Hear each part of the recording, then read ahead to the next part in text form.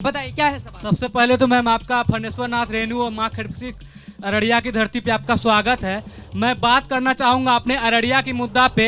आप जहाँ पे आए हैं सबसे पिछड़ा जिला है अररिया हमारा बिहार में। यहाँ पर मेन मुद्दा है, आप चले जाइए डीएम ऑफिस चले जाइए, ब्लॉक ऑफिस चले जाइए, हर एक जगह करप्शन है और रोड पे गड्ढा नहीं गड्ढे पे रोड है।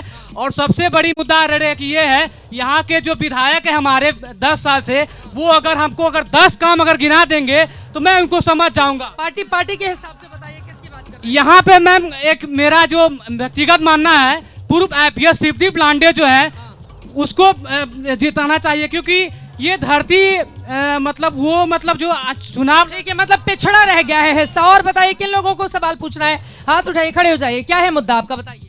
मुद्दा ये है कि अररिया के लिए विकास किया है तो आबिदुर रहमान किया है, और जो कमी बेसी रह गया है अब की बात जो है कि जो भी होगा करेगा। अब इस बार हम लोग सोचते हैं कि आबिदुर रहमान 10 साल रहा, अब इस बार बदलने के लिए हम मैं दर्शक बल्ला छाप में देंगे निर्दलीय प्रत्याशी। निर्दलीय को जिताएंगे ये कह रहे हैं। खड़े हो जाइए दादा, खड़े हो जाइए। मैम बताइए। पहले तो अररिया की धरती पे आपका अभिनंदन वंदन है।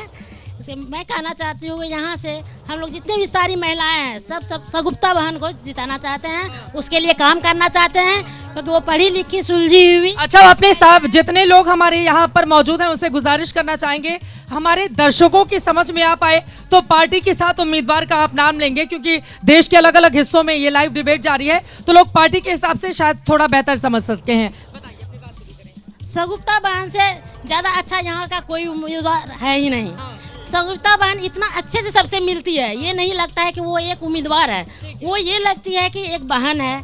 ठीक है। परिवार के साथ 25 से 30, फिर से नीतीश जैसा कोई नहीं, और सबसे अच्छा विकास का कार्य किए हैं तो हमारे सीएम नीतीश कुमार जी। नीतीश कुमार ने अच्छा काम जी ठीक है, थोड़ा इधर बताइए दादा क्या? सबसे पहले तो आपका बहुत बहुत शुक्रिया और एबीपी न्यूज़ का बहुत बहुत शुक्रिया।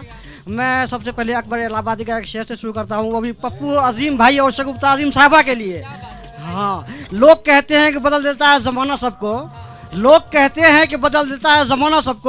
हम कहते हैं कि शगुफ्ता अजीम और पप्पू भाई ज़माने को बदल देंगे इंशाल्लाह, अगर कामयाब होंगे तो। जमाने को ही बदल देंगे?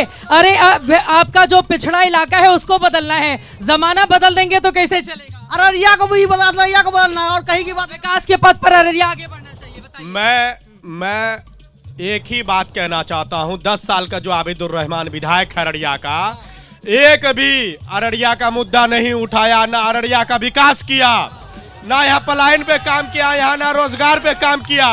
इस बार सगुप्ता अजीम चुनाव जीत रही है। 1 लाख पार अररिया विधानसभा से एक शिक्षित महिला, एक मजबूत महिला चाहिए और सगुप्ता अजीम चाहिए। ठीक है, बताइए जल्दी से। मैडम बहुत बहुत धन्यवाद। मैं ये कहना चाहती हूँ कि 2005 का बिहार, अभी का बिहार कितना विकसित हुआ है। लोग जो आज जो महिलाएं सड़क पर अकेली गुजरती हैं, हम लोग जो आज बोल पा रहे हैं, आपके सामने खड़ी हैं, ये 2005 सड़क के बारे में बोल रहे हैं तो गड्ढे में सड़क में गड्ढे था।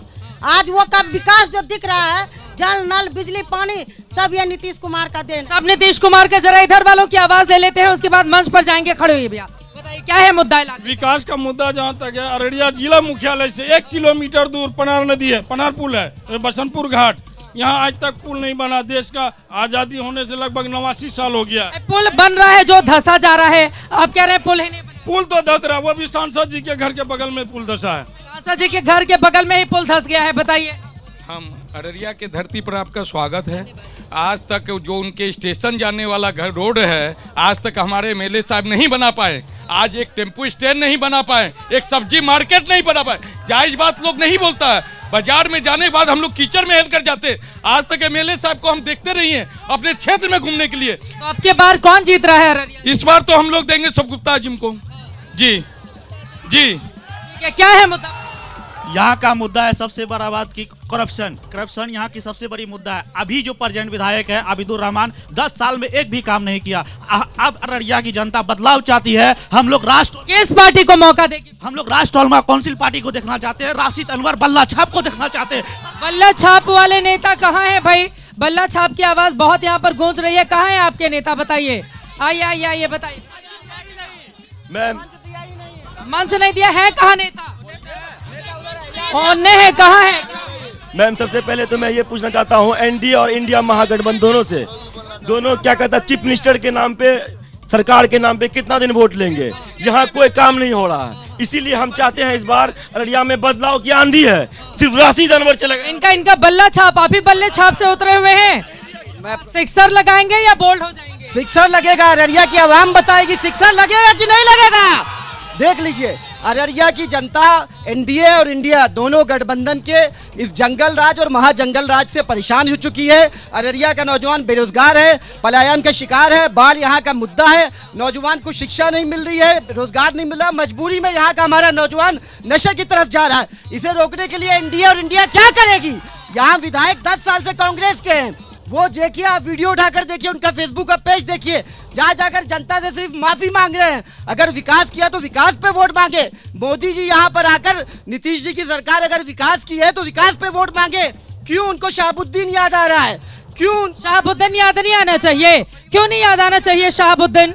लोगों को जिस आदमी ने मरवाया हो उसको याद नहीं करना चाहिए। बिल्कुल याद करें, उनके लिए फातिहा पढ़े, अनंत सिंह को भी तो याद करें, मोकामा को भी तो याद करें। गए तो जेल में, अनंत सिंह जेल गए, अनंत सिंह जेल। अरे जेल में सिपाही उनका पंखा लेके चल रहा है, यहाँ फैन पंखा लेके चलता था, जेल में सिपाही पंखा लेके चलेगा, हाथ में सूटकेस लेके चलेगा।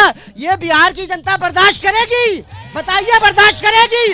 नहीं करेगी। अररिया में सिर्फ बल्ला चलेगा, राष्ट्रीय उलमा काउंसिल का बल्ला यहाँ चलेगा और अररिया पूरे बिहार को नहीं। यहाँ पर देखिए, कहा जाता है कि जो मुस्लिमों का वोट है या महागठबंधन को जाता है या एआईएम वाले ने कितना अच्छा परफॉर्म किया था, सीमांचल में 5 सीटें जीती थी पिछली बार। मैं तेजस्वी जी से ये पूछना चाहता हूँ, बिहार में आरजेडी के प्रवक्ता यहाँ मौजूद हैं, 18% मुसलमान हैं, 18% मुसलमान को आपने टिकट कितना दिया? 18। मल्ला समाज के लोग यहाँ 2.5% हैं, उनको 15 सीट देंगे। यादव समाज के लोग 13% हैं, उनको 52 सीट देंगे। और एक्सट्रीमिस्ट कौन है? हम। चरमपंथी कौन है? हम। तुम यादववाद करो, तुम चरमपंथी नहीं, तुम कुछ और करो, तुम चरमपंथी नहीं। चरमपंथी कौन है? अररिया का बेटा राशिद अनवर। चरमपंथी कौन है? राष्ट्रीय उलमा काउंसिल का मौलाना आमिर रशादी मदनी।